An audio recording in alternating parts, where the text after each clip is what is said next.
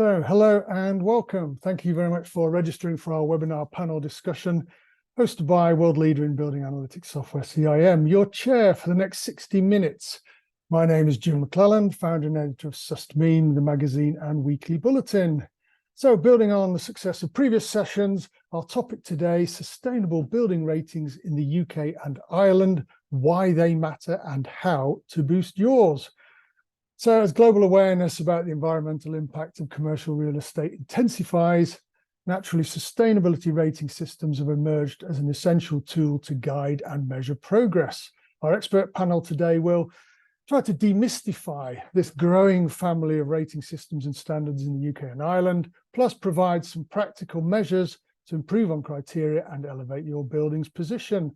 Today's panel comprises senior leaders with a wealth of experience progressing the sustainability of the built environment. By way of introductions, please join me in welcoming Daniel Coakley, Sustainability Manager at Lloyds Banking Group, Monique Alfris, Head of Market Transformation at NABERS, James Fisher, Head of Strategic Partnerships at BRE, and Killian Casey, VP EMEA and US for CIM. It is all live and recorded. So, audience, if you do have questions for our panel, please pop them in the box at the bottom of your screen. We'll get around to them in the final Q&A, hopefully, plus pick up others offline after the event. Last bit of housekeeping, once the webinar concludes, kindly take a moment just to complete the very short feedback survey. It's ever so helpful for the organisers, and keep an eye out for a link to the recording arriving in your email inbox. Right, that's enough from me. Let the debate begin. So, first question, we're going to be looking effectively at a refresher on the main systems and standards to open our session. So, Monique, I'm coming to you first. NABERS, perhaps the newest rating system to launch in this region. I wonder if you firstly could tell our audience a little bit about what makes it unique, and secondly, how it's complementary to other rating systems already in use here, please. Certainly. Well, we might be the newest to the UK, but we've been around for a long time in Australia. So we've been around in Australia for over 25 years, and we've spent that time developing up our standards and understanding how we can best serve the industry. And that's part of the reason that we were asked to come over to the UK, was to take all of that knowledge that we've built over that time and bring it across. NABERS is essentially an end-use verification tool. So you use the actual bills from whatever is happening in your building. So we don't take into account whatever it is you've decided to do. We just look at that final number that's on your energy bill, and you give that to us along with some information about your building. And then we provide you with a star rating comparison that helps you understand how you're comparing to others in that market, and also other buildings that are similar to you. So you're not going to have a building that operates 24 hours a day that's going to be compared unfairly to one that might only be operating 8 hours a day. We take that into account when we provide you back with that star rating. In terms of how it is complementary to other rating systems that are used in the UK, I am certainly not the expert on other UK rating tools, so there may be others on the panel that can speak to this more broadly. But I do know that there are quite a number of industry standards and guidance that, since NABERS UK have been launched, have referenced NABERS and talked about how it can be used in market and alongside some of those other rating tools. I'm more than happy to share some of those links with the audience afterwards if that's of use. Excellent, great. Thank you very much for intro. And yeah, building on 25 years of knowledge, welcome to the UK and Ireland. An end-use verification tool and star rating. And now it brings me nicely, if you like, to James. BRE, obviously well established in this region. I wonder if you could share some of the interesting recent developments and changes happening across the whole suite of BRE validation certification systems for us, please, James. Absolutely, Jim, and thanks for having us on the call today. In terms of BRE, our track record, we've been creating the BREEAM family of standards for about 30 years, and I think it's interesting that some of the original focus points have now kind of gone full circle and have now come back. So, by way of example, would be the focus on operational and embodied carbon that is really coming to the fore at the moment. In a global sense, I think everybody's focus on data is something that we're absolutely transferring and bringing through the BREEAM system. And just for information, we're also trying to, where we can, in relation to Monique's point, reference other standards as well. So there's the CREM trajectories, which are sort of decarbonisation pathways that are particularly, quite well adopted in Europe. We've also got the EU taxonomy reporting, some new digital tools, as well as an increasing resilience and social value focus. And I think the next big emergence for everybody's standards will be the absolute focus on natural capital going forward as well. Interesting, thank you. Yeah, nice name check there for natural capital, and biodiversity I think is one of those issues that's going to be emerging greatly over the next 5 years, maybe, if not the next 2. So focus on operational and embodied carbon, and good name checks for the EU taxonomy, and also social value, of course. So Cillian, so coming to yourself, besides NABERS and BREEAM, for example, what other impactful rating systems and standards should owners and managers of commercial property be aware of, in your opinion and experience? What else is out there, Cillian? Sure. So beyond NABERS and BREEAM ratings, there are kind of several other influential standards and systems that property owners and managers should probably keep on their radar. These certifications and guidelines kind of play a crucial role, obviously, in evaluating and enhancing the sustainability and performance in commercial properties. So one of the prominent ones, along with the above mentioned, is probably LEED, which many of you are probably familiar with. LEED was developed by the US Green Building Council, but it's kind of really a global tool at this stage. And it's used for assessing building sustainability, covering areas such as energy efficiency, water conservation, and indoor environmental quality. Then if you're looking to prioritize maybe occupant well-being, there's the WELL building standard is a kind of a standout choice here, and it revolves around creating healthier indoor environments by addressing factors like air quality, lighting, and even kind of nutrition and things like that. Then kind of from a technology perspective, you've ratings such as Wired Score, which kind of certify the building based on technology installed or the connectivity in your buildings. And another one, which is I came across quite a bit, which was pretty prominent when I was in New York last week at Climate Week, was Energy Star ratings, which could be seen displayed on the doors of buildings across New York. And kind of this is a pretty well-respected program in the US by the EPA that specifically focuses on energy efficiency in the buildings. And then kind of looking from an investment perspective, there's kind of GRESB, which assesses, again, ESG performance of real estate portfolios and infrastructure assets. And it's widely used by investors really to evaluate the sustainability of their investment portfolios or potential acquisitions. And look, these are probably just a few examples, but it kind of was touched on previously. What we're grappling with here is a lack of uniformity in many ways in how various rating systems are applied. The inconsistency kind of poses a significant challenge when we try to compare and assess sustainability across different regions or different countries or even different buildings. Monique touched on Australia with NABERS, which in my view has kind of really excelled in the issue from an energy and water perspective and others. However, it's probably worth noting that kind of achieving the level of consistency often requires a strong government push. And we've seen that in Australia with NABERS. And then speaking on government initiatives, we're kind of witnessing some exciting developments in France and New York. In France, new regulations are on the horizon, and in New York, things are kind of heating up there as well, really, with potential financial penalties looming. For example, in New York, under local law 97, there's kind of a penalty of $268 for every ton over prescribed limit on building emissions, and these regulatory changes kind of underscore the increasing importance of uniform sustainability standards and the potential financial consequences kind of falling short, really. That's excellent, thank you. And so yeah, LEED obviously, and Energy Star rating, good mentions for water conservation and sort of indoor environmental air quality, which and also ESG. Flagging potential inconsistencies, there are overlaps, there are even conflicts, making it difficult to compare apples with apples, and a good note about government influence, although in the UK, talking about government green initiatives right now is probably a dangerous area to be going.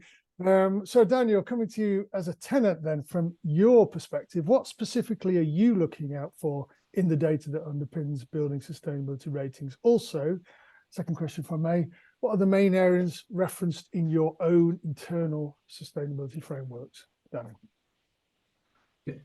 Thanks very much, Jim, and thanks as well just for having me on the call today. There's already, I suppose, a couple of really interesting discussion points that you've touched on. I think, as the other panelists have mentioned, there is a whole plethora of standards and certifications out there. So as a tenant, so just for context, Lloyds Banking Group is one of the largest UK financial institutions, over 1,500 branches across the UK, lots of offices, mixes of freehold and leasehold properties. So I sit within the operational sustainability team that looks after the delivery of our climate pledges. So we have a range of public climate pledges within the group around energy and carbon reduction, water, waste reduction, and travel emissions reduction. And clearly these are aligned to some of the existing standards and certifications that are out there.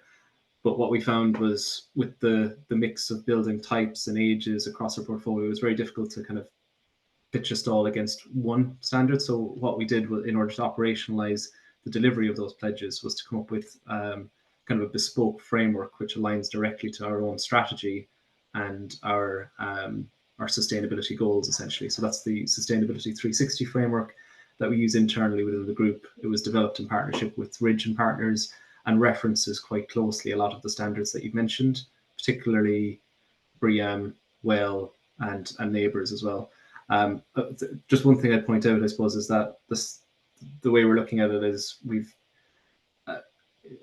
the framework that we use looks a lot at the design initiatives that we can incorporate in new building construction or refurbishment, but equally without losing focus on the actual delivery of the operational targets. So bridging that performance gap between design and actual operation. And yeah, just in terms of the data, just quickly to touch on the data that underpins those, it's everything from the likes of the the embodied carbon piece that James touched on in the new construction or refurbishment stage, through to really specific EUIs that are geared for the type and age of building, so that we can compare apples with apples when we're looking across our estate, looking at outliers and anomalies, and essentially trying to bring those in line with expected performance.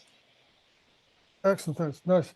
Useful explanation there of how the your Sustainability 360 framework functions, as well as energy and water. You also name check things like waste and travel, and I can imagine it aligns as well with some of your corporate sustainability goals and targets and ambitions. And also you pointed out that it covers design for new build potentially, but also obviously operational and retrofit. So a broad remit in terms of the frameworks, what it covers. So now, question two, so now we're moving on to, if you like, quantifying the value of sustainable property, which is getting to the nub of it really in terms of assets. So James, I'm asking you to kick things off this time. So having been immersed in this space for a long time, shall we say, I'm going to ask you, what has changed over the years, and what, in your opinion, was the spark that finally got sustainability recognised as a critical agenda item? Yeah, no, thanks, Jim. So, yeah, I mean, I've been working in the BREEAM area of BRE for about 10 years, and was particularly focused on the growth of the BREEAM in Use scheme, which is our operational standard that focuses, on buildings in operation, as you might expect. And we were particularly keen to ensure that that was applicable to all territories or all locations and all asset classes. So there is that standard that can compare everything. And the work that that the team and myself were involved with was really focusing on that value case. And I, in my work, I've seen, and definitely in the last 2 years, that value case has absolutely clicked into place. So prior to that, I was having conversations with the clients, potential clients, around, about the persuading factors around sustainability and ESG. And then, we've had independent research done from highly respected sort of property agents that have quantified that value case. A BREEAM good certification will create or drive an uplift of about 4%. Very good, around 5% and outstanding, up at 12% on rental yield, or an asset protection and uplift of sale value. So we have seen a slow turning in this direction, and now, as we said earlier, we've gone full circle with the operational and embodied carbon. But in our daily work now, we're seeing large portfolio holders, with large investment portfolios of assets of all classes that are using BREEAM for value creation and capital, and helping them to raise capital as well. So it's all about the capital flows as well now. Does that make sense?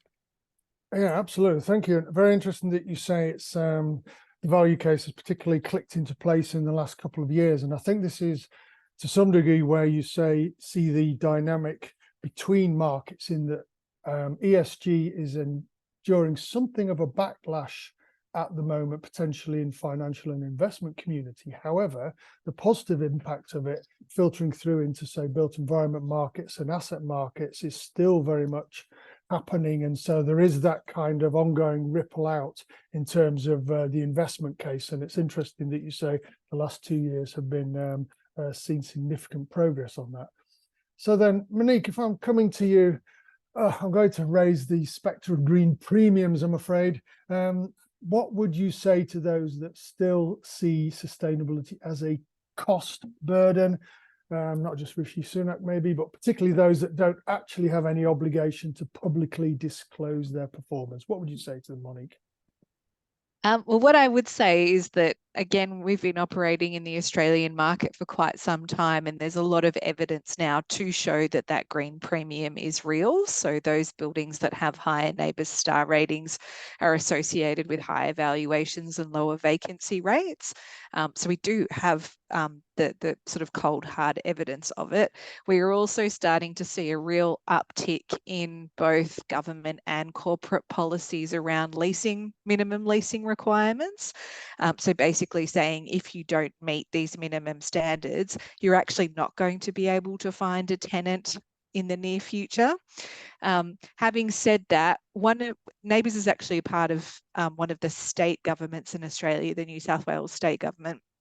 One of the things that we're really live to in government is that some of these upgrades don't come with a payback. So in particular in Australia, we have to get a lot of our buildings off gas. So we're going to have to electrify so that we can access the increasing amount of renewables that we're seeing in our grid. And whilst that is the lowest cost pathway to net zero in Australia, for some existing buildings, it will represent an increased cost that will take some time for that building to recoup. So there is also a role for government to play in helping to overcome some of those barriers. Some of them are high. Some of that high cost is associated with the fact that it's very hard to get heat pumps in Australia because everyone in Europe is getting them first, and there's much bigger subsidies over there than there is in Australia. So there is sort of that workforce and supply chain challenge. There's also the fact that we're not a particularly skilled market in heat pumps that we need to look at overcoming. And it's just not something that people are used to. So what we're talking to building owners a lot here about at the moment is thinking about those pathways to those upgrades and making sure that you have a plan so that if your gas boiler does all of a sudden disappear overnight and you have some sort of problem with it, you're not just automatically going to replace it again with another gas boiler. You do have a plan to electrify that building so that when you are ready to spend the money, you're ready to go in a direction which is going to make sure that your asset is not going to become stranded over time. So I think it's sort of, there's two sides to it. There's yes, there is a premium associated with it. You're more likely to get high quality tenants and to be able to hold on to them. But I think that we also need to be realistic to the fact that, buildings are one of the best ways for us to achieve some of our net zero targets. But the burden shouldn't only be on industry to be able to achieve that. I think that government needs to come to the table as well to support the industry to overcome that. And industry should also be making sure that they're coming forward to government and saying what it is that they need to help with that transition. Excellent. Some very nicely balanced observations there. Good point at the top about minimum leasing requirements and the implication that it's no longer just a nice to have. There's a bit more stick than just carrot. But with that, it still needs to be inclusive. We're trying to bring as many properties owners and landlords along with us. We do not want to end up in a two-tier system of haves and have-nots in terms of affordability, those who can pay for sustainability and those who can't, because that would be very divisive. And so, yeah, some nice points made there about the challenge of progressing this. So, Daniel, if I come to you, in terms of the education around it, that's a key focus in your role. I wonder if you could tell us a bit more about that and which areas in particular of sustainable building management Deloitte's consider important in terms of educating team members. Where's the learning happening, Daniel? Thanks, Jim. Yeah, so I suppose for us, sustainability, it's not just about the technology and the analytics that we're putting into the buildings, but also how we, I suppose, bring everyone, all the stakeholders on the journey that we're going through. So interestingly, our team, our operational sustainability team, actually sits within a wider engagement, communications and adoption team, which actually works quite well, because I think one of the gaps that we'd seen in the past was we bring in a new tool or a technology that we think is going to solve everything, but if we don't bring everyone together or ensure that it kind of works across the value chain, then you know, effectively it doesn't work, or it doesn't deliver what it was supposed to. So I suppose the areas that we look at in terms of communication or education or engagement would be, I think, across the different stakeholders that we work with. So that includes internal colleagues within the group and senior leaderships to kind of ensure that they know what we're doing. So if we're bringing in a new innovation or a technology or changing a system, we're explaining that to them rather than going off and doing it in a silo. And I think that is key in ensuring that, you know, we deliver what's actually promised in terms of operational savings, and we don't just get a backlash of people kind of going back to you know, switching something off that's been installed, or going back to behavior that just rules out the benefits that you would have otherwise achieved. I suppose that equally applies to the engagement that we have with our FM and delivery teams. So there's, I think we learn from each other in that work, and we have, I suppose, internally, again, the way that we're set up is what we have regular forums where Deloitte's sustainability team meet up with the operational FM team, and we have discussions around case studies and deep dives on specific sites, and trying to understand and share learnings across different buildings. And lastly, I think there's a piece around our external engagement with external stakeholders. So we're a gold partner with UK GBC, for example. We have a group that we work with, Operational Sustainability and Finance Forum, which brings together all of the major financial institutions in the UK. All of the sustainability managers kind of have a representation on that group. And again, we kind of share learnings. We share what, you know, any positives that we've had in terms of rollouts of a specific technology or behavioral change initiative or something like that, and equally we can learn from that group about what's worked well for them, what hasn't, and essentially kind of accelerate the delivery of sustainable transformation. So yeah, it's really kind of a broad spectrum. I would say it's partly about the learning and education within our team ourselves, and keeping up to speed with the latest innovation technology, but equally there's quite a bit of sharing what we're doing, and not keeping sustainability in a silo within the organization, which I think sometimes it's almost treated as a separate team that's responsible for delivering sustainability, whereas that should be part of the decision making across the organization, essentially. Absolutely. Nice point about integrating and embedding it company-wide or across an organization, the whole value chain, different stakeholders. I remember hearing of a leading UK firm of architects and engineers who were regularly presenting to, say, estate managers, but didn't feel the estate managers despite their large portfolio, were perhaps able to speak to other members within the organization. So they then took a different tack of deliberately trying to arrange presentations with CSR teams, with sustainability reporting teams, the teams around the C-suite, and giving them a presentation, also knowing that they were reporting perhaps every 12 months. And so they were in the market for some good news every 9 months. And they felt that having that pincer approach very much helped the two parts of an organization talk to each other. Obviously, what you're describing is you are doing that already internally. You're helping some of these different specialists within your organization or teams to talk to each other, and a bit of joined up working, and also take lessons learned from building to building as well across your portfolio, which is a quick way of upskilling and transferring knowledge as well. So thank you for that. And we're keeping you busy in that I'm coming straight back to you now for question 3, Daniel. So take a breath, and I'm asking you for some of your top tips effectively in that highlight what measures have been most effective for Lloyds to help improve the sustainability and efficiency of your assets. So give us some of your hot prospects and top tips, please.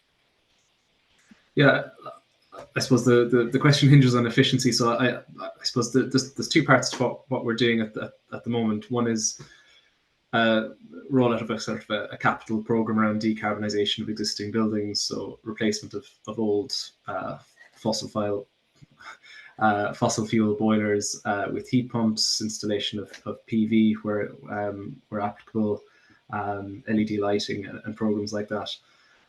So that's all a kind of a core part of the decarbonisation of the existing estate.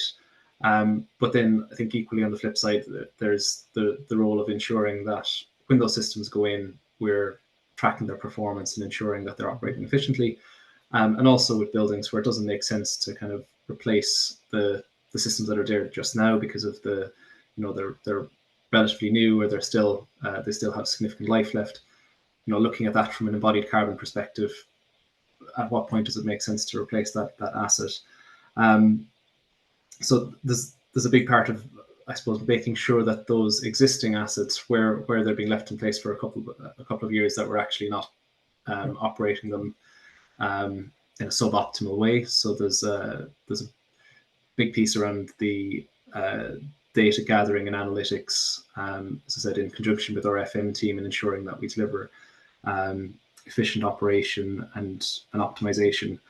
And just one example of that, so there was a program that's been rolled out over the last couple of years called Connected Branches, which connected up all of essentially the HVAC and building management system controllers across the estate into a central cloud, just to do, have central oversight of set points, scheduling, controls, etc., which I think allowed the kind of normalization and rectification of faults en masse across the estate. But there's quite a bit further, I think, where we can kind of really go beyond just the standard kind of fault detection to more of an optimization approach or proactive maintenance. One other point I'd mention, just in terms of kind of the effective measures that we've seen, we do have an external call for innovation that we've held over the last 5 or 6 years now, which looks at bringing in, kind of keeping the lifeblood of new technology and new innovations coming in, so that we're not reliant on kind of the business as usual approach of the technologies and systems that we've used to date. We're keeping a constant eye on the market on what's coming out. So that's been really effective. That's in partnership with Waits Group that we run that competition, and that's been a really successful way of kind of bringing in new innovation and kind of chipping away at additional kind of performance improvements across the estate. Yeah, excellent, nice. And I name check on where there were Waits are doing there on the sustainable buildings innovation. And you mentioned for preventive maintenance. Can I just ask you one little follow up briefly? Obviously, the tech's evolving, the pricing hopefully is coming down for many of these things. The efficiency potentially is going up. This is, in some cases, quite a rapidly evolving scenario, alongside which you have your scheduling, your timing for your upgrades. You're trying to calculate when's the best time in terms of not just cost, but embodied carbon. how difficult is it juggling that in terms of this evolving scenario and the timings and the speed at which the market moves forward? Yeah, I think it's really difficult, and it's all that connecting those different stakeholders. I said there's I previously worked quite a lot in building controls, and I know we've always had this issue around lack of interoperability in buildings and controls and lack of standardization. But I think we have an equally, if not more difficult challenge around lack of interoperability between teams and silos within the UK sort of building value chain. From, I think somebody mentioned EPC in the Q&A. So you've got industry or government forces dictating certain mandates around MEES, and obviously our internal ambitions, and also balancing that with the, in leasehold buildings where we're also, I suppose, having to respond to owner and landlord visions for how quickly they want to reform their estate as well. So there's quite a lot happening, I think, in that space, and trying to join everything up is really challenging, definitely, at the moment. And I don't really have an easy answer for how to manage that. No, I'm sure you don't. But interoperability, as you say. So, and Killian, coming to you now, you also work with countless clients, buildings, improving operational efficiency, and by extension, their sustainability performance. So how can data and technology be leveraged to help us here? How can we use the data and tech? Look, when it comes to, I guess, improving operational efficiency in buildings and enhancing sustainability performance, data and technology are kind of indispensable allies, I would say. Drawing from my experience working in numerous clients and buildings, as you touched on, there are kind of various benefits to kind of leveraging data to boost the performance. Also, kind of operational efficiency is a pretty broad topic, so I will cover kind of a few of them here at a pretty high level. So firstly, we have to look at energy efficiency from an operational efficiency perspective. Implementing energy efficient technologies and practices can obviously significantly reduce energy consumption. I think we all know that. Real-time data monitoring is key here, coupled with then smart building systems, and then data-driven insights allows for that precise kind of control of the energy usage. And this then obviously not only translates to lower utility bills, but also contributes to that reduced carbon footprint, which is kind of where the big draw or big push is at the moment. Then, Daniel touched on a few of these a moment ago again, but enhancing indoor environment is becoming more and more topical and got real traction, obviously, during COVID, and it's kind of kept up its importance over the previous the following few years. And data and technology enable kind of the creation of a more comfortable and productive indoor environment, again using the data to kind of pinpoint existing or even potential red zones, allows then operators to kind of stay ahead of complaints or issues that may come in. Touching on the proactive maintenance or the maintenance in general, so predictive maintenance powered by data analytics and other devices really kind of then allows for early detection of equipment issues, and then this proactive approach kind of then minimizes downtime and extends the lifespan of building systems, and also in turn reduces kind of maintenance costs. One that's probably becoming more and more relevant is kind of having that resilience to climate risk. So building this resilience to climate risk and climate related events like extreme weather is extremely and increasingly crucial. We've all seen what's happened kind of even in London in the last couple of weeks. Obviously mainland Europe is another story. I was over in London a couple of weeks ago and I nearly got heat stroke, and that was in September. So that's obviously a bit mad. Data-driven insights here can kind of inform resilience strategies, ensuring that buildings can withstand such challenges and obviously avoid costly damage and downtime. Then we've, again, it's been touched on a few times, but regulatory compliance. So staying ahead of changing environmental regulations is made easier when data is used and buildings are operating more sustainably. And then even looking at what's happened in the UK, Jim, you touched on it over the past week or so with the decisions made there, or even if Mr. Trump gets back in, you kind of need to be prepared for what's coming down the track from a regulatory perspective as well. And then one of the key things as well is obviously marketability and positive reputation. Monique touched on kind of the benefits in Australia, and green sustainable buildings often have that higher market appeal. They can command higher rental or sales prices, and obviously then they attract environmentally conscious tenants, and improve the building's overall marketability. So kind of really in summary, across all of that, data and technology is kind of pivotal in optimizing operational efficiency in buildings, while also advancing sustainability goals. And by harnessing the power of the data and the technology, property managers and owners can kind of enhance operational efficiency, reduce costs, create sustainable, resilient and appealing properties in today's kind of real estate landscape.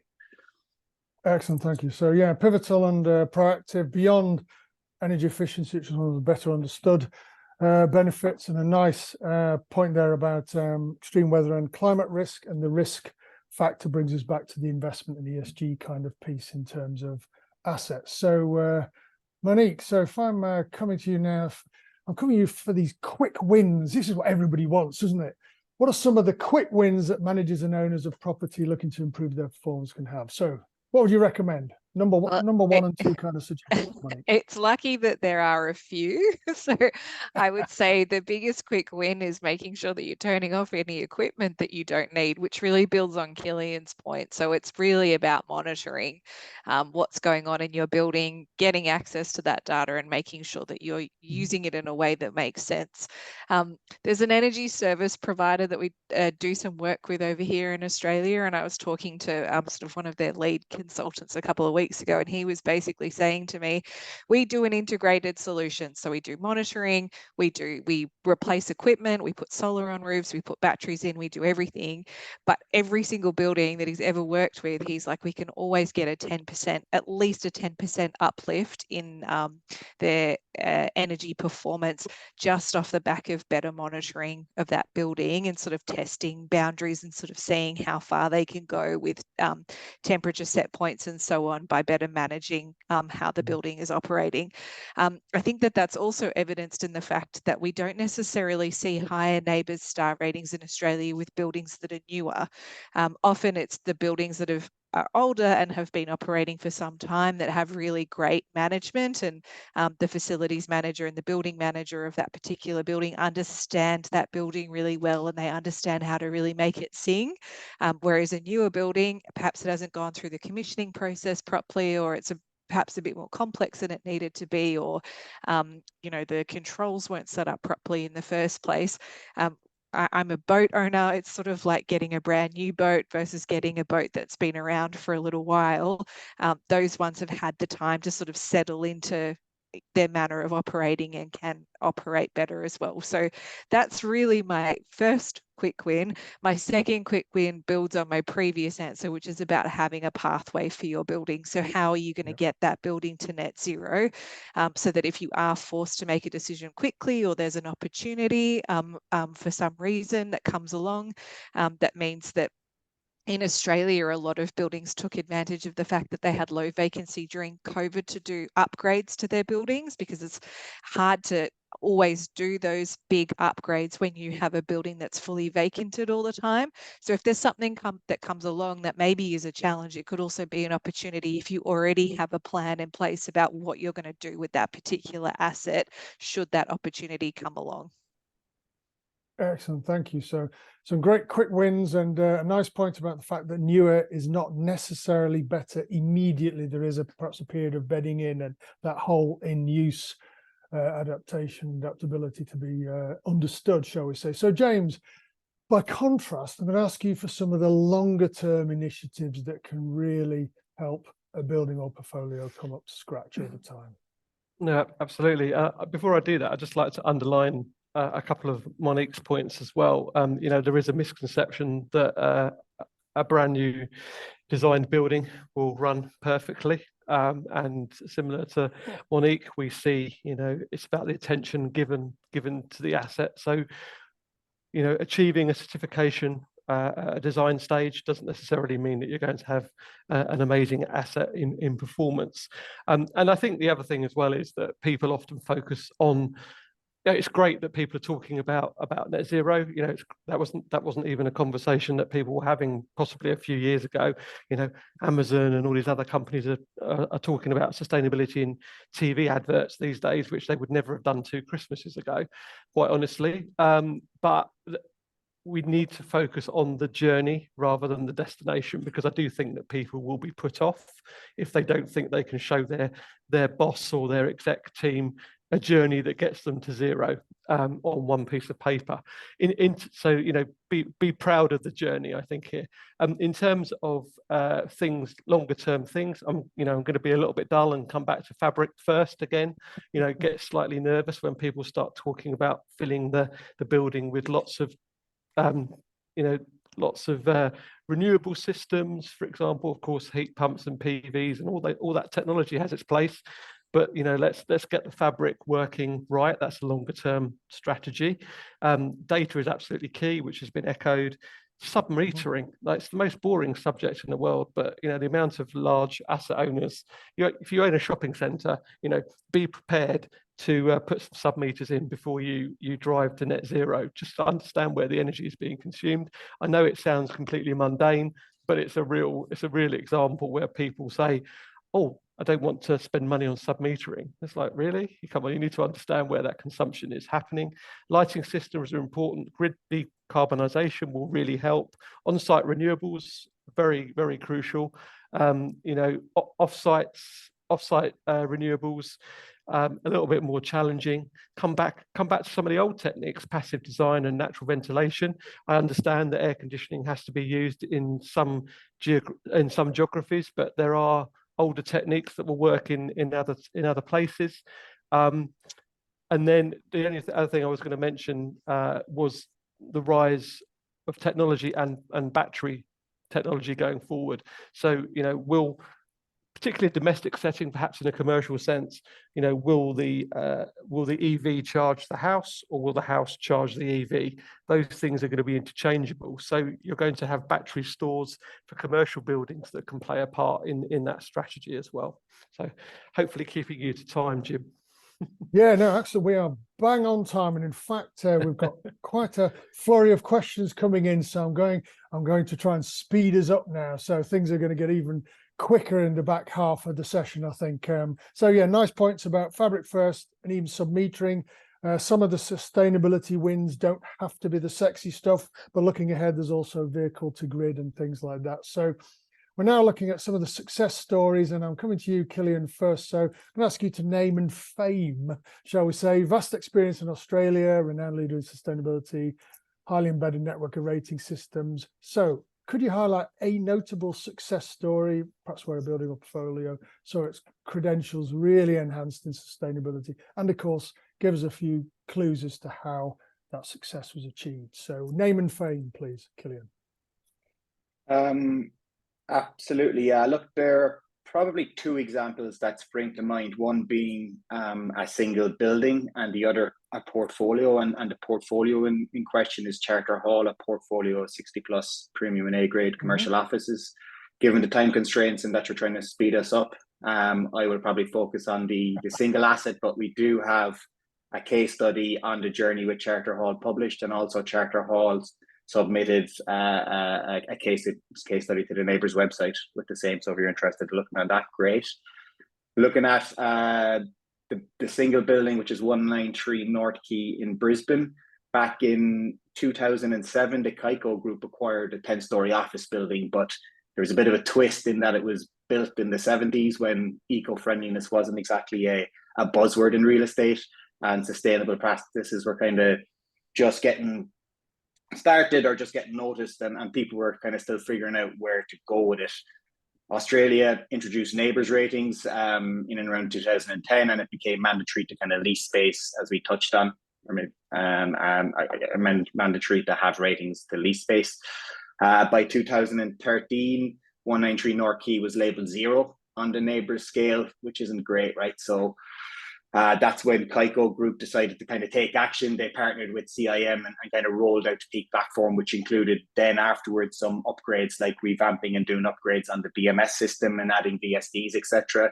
And the results were pretty mind-blowing. And again, touching on on Monique's comment around oftentimes existing buildings that you get a lot of the biggest wins on, or the better performing buildings. This kind of was starting from a very low ebb, so it was like starting with a new build where the commissioning wasn't done properly, etc. So after we got involved, and soon after, it went from 0 to 2 stars very quickly, and actually kept going continuously due to that continuous monitoring and driving improvements continuously. And today it's actually sitting at 5 stars, which beat its original target of 4 stars, which is great. But then it's not just about energy saving. They also saw a 17% increase in thermal comfort and thermal compliance, which obviously is very important when you have a commercial office. And that's kind of partnered with the 32% reduction in energy and fixing over, I think it was about 300 operational issues. And the kicker here, the real thing, was they got the ROI on all this work in less than 18 months, and that's including all the upgrade work that happened on the BMS and the equipment upgrades and equipment upgrades and the likes. In the short term, then you can see that higher NABERS ratings kind of meant more tenant renewals and attracting new tenants, giving them that real edge. And in the long term, it boosted Kaiko Group's assets and made the properties kind of more attractive to potential investors. And this particular building then was actually sold in 2022 to Aviator Capital at a substantial profit, as well, as you can imagine. And the technology itself wasn't just about the numbers that I touched on. It was also about engaging with the facility management team and bringing them on that journey. And Daniel touched on that a moment ago. One of the things they're looking to do with Lloyd's and making complex analytics easy to kind of digest and run with. And it was kind of a game changer then for the building owners who may not be kind of tech gurus. And in a nutshell, the transformation on 193 North Quay from 0 to 5 stars shows that focusing on kind of sustainability credentials really pays off. It's not just about saving energy and money. It's about kind of happier tenants, increased property value, driving down carbon emissions, and using the power of the technologies to kind of enable all these improvements as well.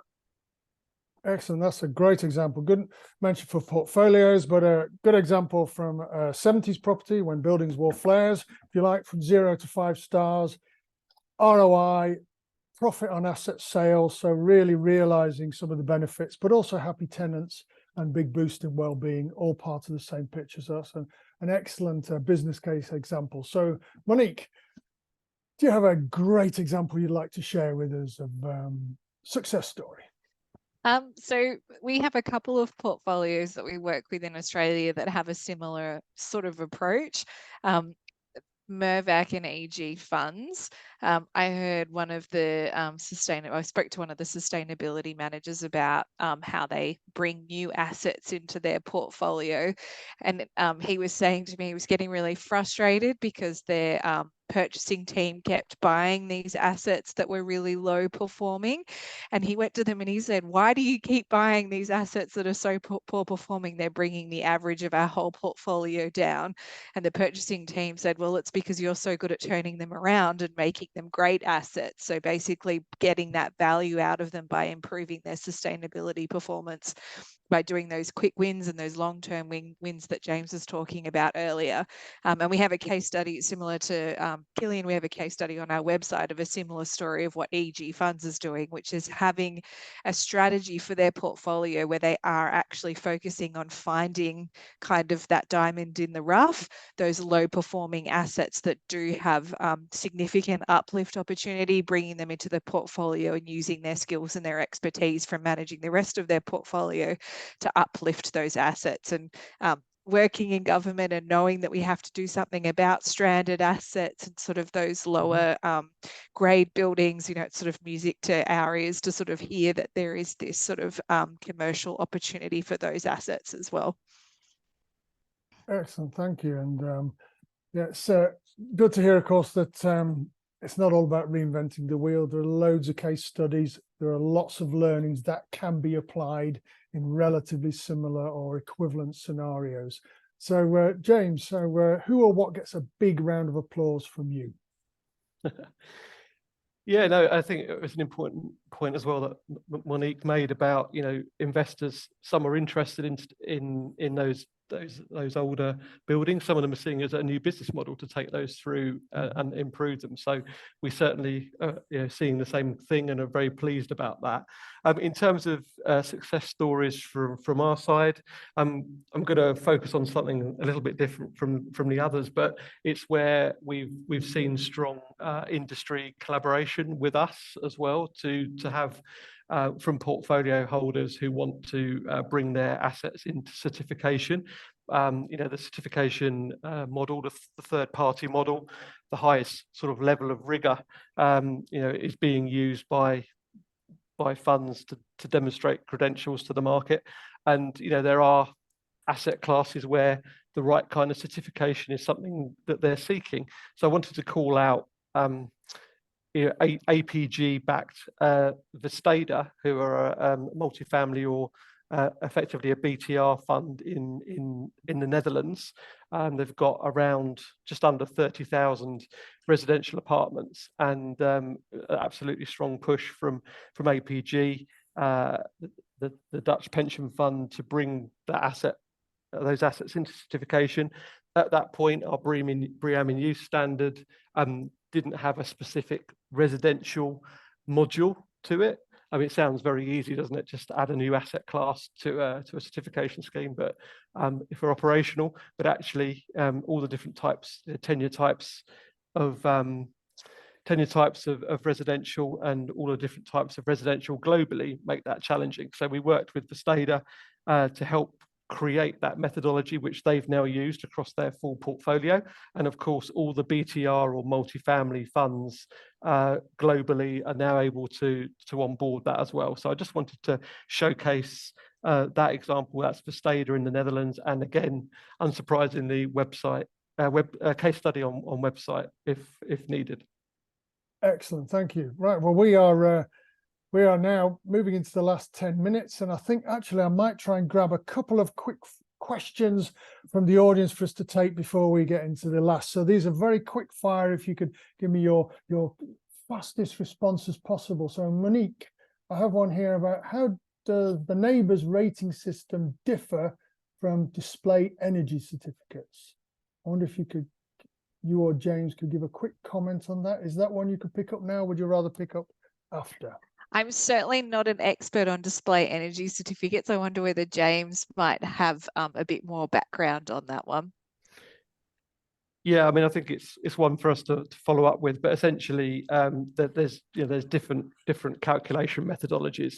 So the DECs or the EPCs will have different calculator tools from the ones that we would be using in BREEAM and the ones that I suggest that Monique would be using in NABERS, not speaking for NABERS, of course. And the trick, as we talk about harmonization, which was mentioned earlier, is that each of our platforms are able to recognize or acknowledge or show the answer to the carbon or energy consumption in the way that the other scheme could understand it. But essentially, it's a different methodology. That's Excellent, my understanding too, is that the algorithms that we use are different, and also NABERS focuses on annual recertification. That's my understanding of two of the key differences.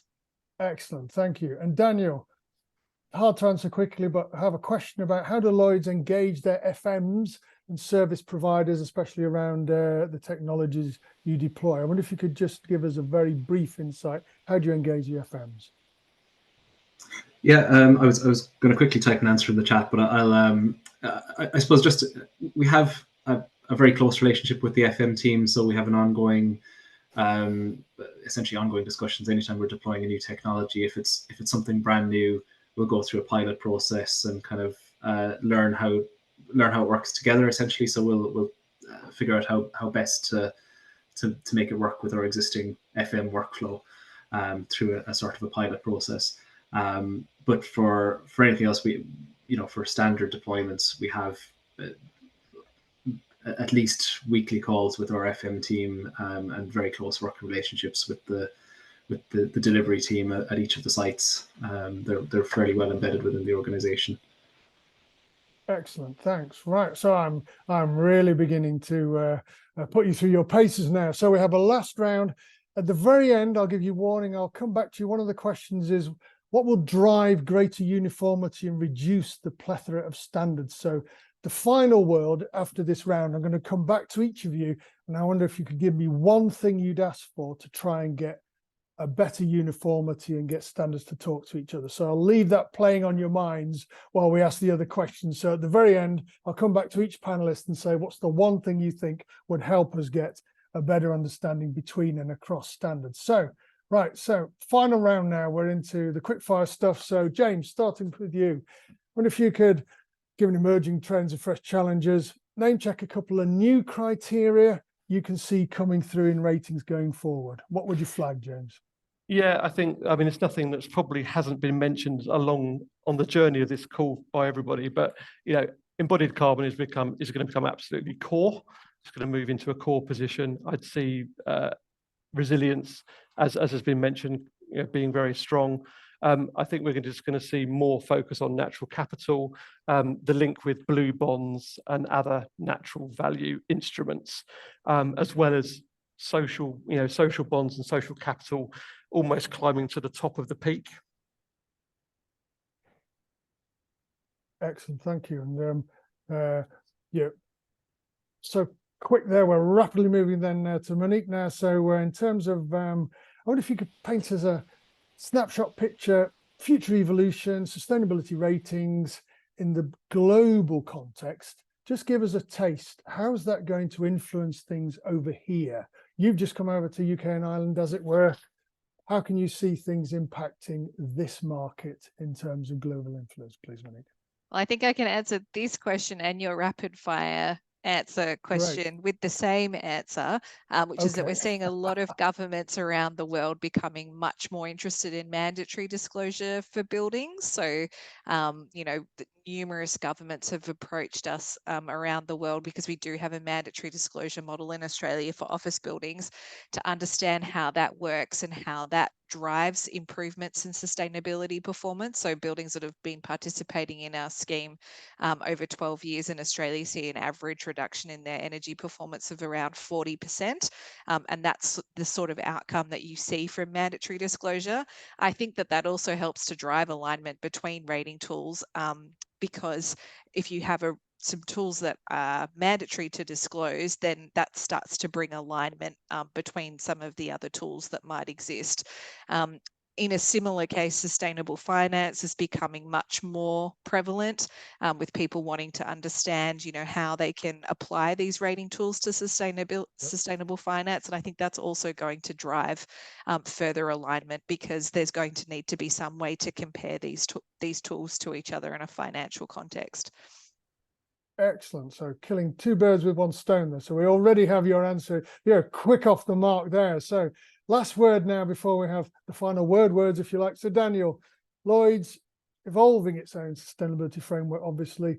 Just give us a couple of ideas here. What are you looking out for next from your new properties? What do you see coming down the line, Daniel? Just very, I suppose, quickly, things are running out of time. I know embodied carbon's been touched on a few times. We're really have a keen focus on that, and we're working as well with the RICS on sharing information about the embodied carbon footprint of any major refurbishments, and that's also being shared with Green Building Council. So I think, as James pointed out, that's definitely going to become more to the fore, and I think we do need to share more information across the industry on best practice around embodied carbon. Second one, just on the point that was raised earlier about pathways, I think that's a really good point that needs a bit more focus. I really like there's an idea, a concept around building renovation passports. I know there's a BPIE paper on that that's really useful, that outlines how you might do this. There was a kind of a proposal around a EU initiative on building passports, essentially. The last point I was going to say was I suppose green leases and contractual requirements in leasing for sustainable performance, I think is a key one going forward as well, especially in response to I suppose government mandates coming in. I think that starts to tie things together. I suppose government mandates, landlord, owner, operators, and tenant kind of sustainability goals are all sort of converging to create a perfect environment for those sorts of green leasing initiatives to take more of a foothold. Excellent. Yeah, that's it. I'll leave it there. Yeah, good for Green Lisa. So if we're then moving into this final words, Monique's already got ahead of you there. She's way out in front of the field. She's already gone with mandatory disclosure. So if I was coming to you then, James, what's the one thing you'd ask for or point to that will help us get that kind of uniformity and systems talking to systems? Yeah, I think a convergence of standards that's been touched on, and I'd like to see, 5, 6, 7 key metrics in each of the leading standards calculated in the same way, so that there's cross-fertilization between them. Excellent. So common metrics in standards. So Daniel, if I come back to you, then what would be the thing you'd point to as that's going to help everybody talk to everybody else? Essentially a common data ontology or some way of directly sharing data between, where you've got these common metrics or common calculations. I think that would be super useful. And perhaps that needs to happen at the building level. So those metrics just get shared directly into these certification and standards calculators. So you can kind of switch between multiple. Excellent. Thank you. So we've got mandatory disclosure, we've got common metrics, we've got data sharing. Gillian, what's the fourth thing you're adding to this famous four here? Unfortunately, it's not a fourth thing because having spent many years in Australia and seeing how they do it down there, and then moving up here and seeing where the gaps are, I'd have to agree with Monique on kind of the government legislation, mandatory disclosure. It had a massive impact in Australia. It got everyone really, instead of going, like, they had to step up and deliver. So I would go with that, maybe working with some kind of industry working groups to kind of look at the reporting side of things and the standardization there, and then even to go a step further and rolling that up to have it consistent across the EU. And I know UK obviously not part of the EU, but having agreement there so we can then compare apples with apples across larger regions as opposed to still being pretty siloed in smaller regions. Excellent. Good point. So reinforcing the mandatory, but it's a nice perspective there on thinking across regions and not within silos. So there we are. We are bang on time. Thank you very much for your speedy work there at the close then, panel. So a couple of thoughts from me at the end. The old adage goes, to manage it first you have to measure it. While rating systems obviously have an essential role to play in helping benchmark best practice, drive up performance locally, nationally, regionally, and globally, as we've been saying. The market, however, does not stand still. Regulations change, expectations advance. What success looks like tomorrow will be different from today. So vital to keep up to date and abreast the changes, not just as they happen, but even earlier than that, before they come into being. So be ready for new requirements and to boost your building ratings. And hopefully this session has been helpful in all of that. So a big thank you to our esteemed panelists for their expert insights, Daniel Coakley, Monique Elfries, and James Fisher, plus of course Killian Casey and our hosts at CIM. To yourselves, our virtual audience out there, join us at your desks, on your screens, and sending in your questions for our panelists, and there'll be some we'll no doubt pick up offline after as well. As mentioned at the top, you'll be sent the recording. Also, please be nice, don't forget to complete this short post-event survey. It's really useful for everybody. So look forward to seeing you at the next session in the webinar series. Keep an eye on the CIM LinkedIn page and your email inbox. That's it for today. I've been Jim McClelland, editor at SUSMEME. Thanks for watching. Thank you, panel. See you all again soon. Cheers.